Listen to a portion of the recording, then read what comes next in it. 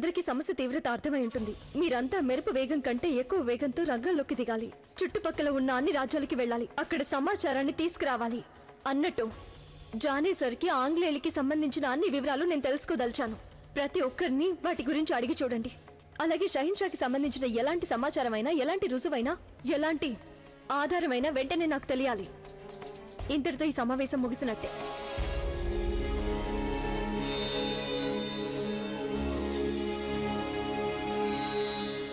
మీరు అమ్మీజానికి మురాద్ సంగతి ఎందుకు చెప్పలేదు? మురాద్ అక్కడికి ఎందుకు వచ్చుంటాడు? రహీం, నేను మురాద్ని నేరస్తుడని అనలేను.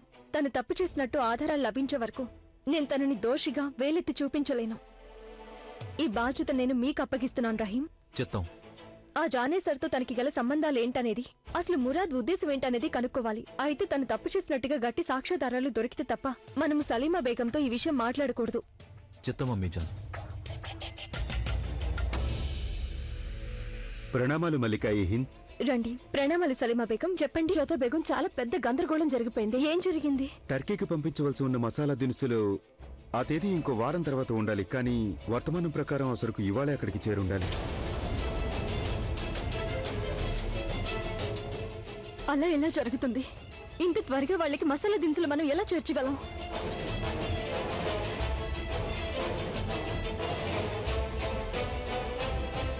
తోడన్మల్ గారు, మీరొక పని చేయండి.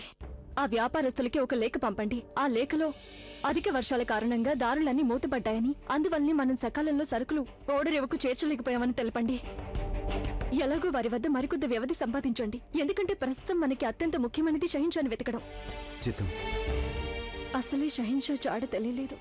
దానికి తోడు మురాద్ ఆ వ్యక్తిని కలుసుకోవడం. ఇప్పుడు ఇంకొక కొత్త సమస్య. కృష్ణయ్య, ఎందుకు నన్ను ఇలా అడుగడుగునా ఇలాంటి పరీక్షలకి గురి చేస్తున్నావు? ఏంటి అలా ఉన్నారు జ్యోత బేగం? ఏం ఆలోచిస్తున్నారు మీరు? సలీమా బేగం, ఎవరూ కావాలని సమస్యలు సృష్టిస్తున్నారు. కానీ ఏదేమైనా నేను ఓటమిని అంగీకరించబోను.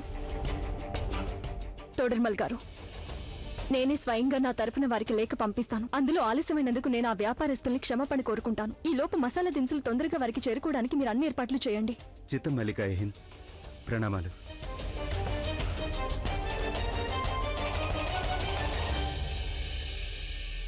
త్వరగా కానీ, రుకయ్య బేగం నా ప్రాణాలు తీస్తారు. కొంచెం చూసుకుని నడవలేవా? ఆ పని నువ్వు కూడా చేయొచ్చుగా. మేమెవరో నీకు తెలియదు అనుకుంటా. నేను రుకయ్య బేగం దాసీలం. దాసీవే గాని బేగం కాదుగా. సరిగ్గా నడవలే గాని నాకే నీతులు చెప్తున్నావు. అరేరే, ఎందుకలా గొడవ పడుతున్నారు మీ ఇద్దరు? చూసారా, మా బట్టలన్నీ పాడు చేసేసింది. అంతే కదా, పాడైపోయింది బట్టలేగా. మీ నోరు కూడా ఎందుకు పాడు చేసుకుంటారు? వెళ్ళండి, మీరిద్దరు ఇక్కడ నుంచి వెళ్లి పని చూసుకోండి. ఇక నువ్వు వెళ్ళి నీ బట్టలు మార్చుకో. వేళకి నేను రుకయ్య బేగంకి హుక్కా అందించాలి. ఆలస్యమైతే ఆవిడికి కోపం వచ్చేస్తుంది. చెప్తున్నా చూడు, నీ మీద ఆవిడికి ఫిర్యాదు చేస్తాను. నీకు తప్పకుండా శిక్ష పడేలా చేస్తారు.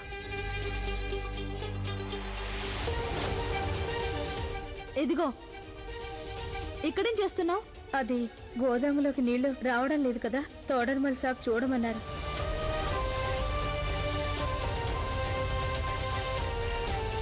నేను ఈ దాసినేగా ఆ రోజు మసాలా దినుసుల గోదాం దగ్గర చూసింది. మరి రుకయ్య బేగం దాసీలు గోదాం కిటికీలు మూయడానికి ఎందుకు వెళ్తున్నట్టు? నేను ఈ విషయం వెంటనే జోదా బేగంకి చెప్పాలి. ఏంటి నువ్వు అంటున్నది మోతి? నిజమే జోదా బేగం, నేను నా కళ్ళారా స్వయంగా చూశాను.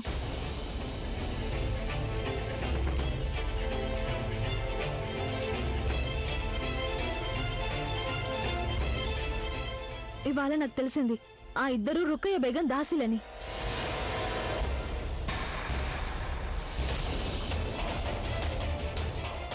ఆ రాత్రి అకారణంగా వాళ్ళు అక్కడ ఉండటం, ఆ రోజు రాత్రి మసాలా దినుసులు చెడిపోవడం, ఇది కాకతాళీయంగా జరిగింది కాదు.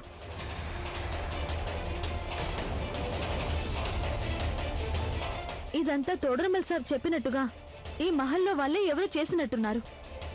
కానీ రుకయ్య బేగం ఇలాంటి పనులు ఎందుకు చేస్తారు? ఒకటి మాత్రం గుర్తుంచుకో, సాధారణంగా మనం ఎవరిని మనవాళ్లు అనుకుంటామో వాళ్ల మొహాన్ని ఆత్మీయత ముసుగుతో కప్పుకొనుంటారు. నువ్వు అప్రమత్తంగా ఉండాలి. ఇన్షా అల్లా ఆ నేరస్తులెవరో తొందరలోనే తెలుస్తుంది. అయితే జోదా బేగం ఇప్పుడు ఏం చేద్దామంటారు?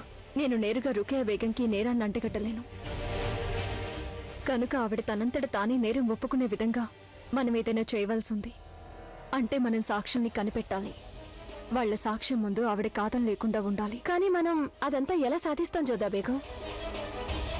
అందుకు నాకు ఉపాయం తడుతుంది. అది బహుశా ఉపయోగకరం కావచ్చు.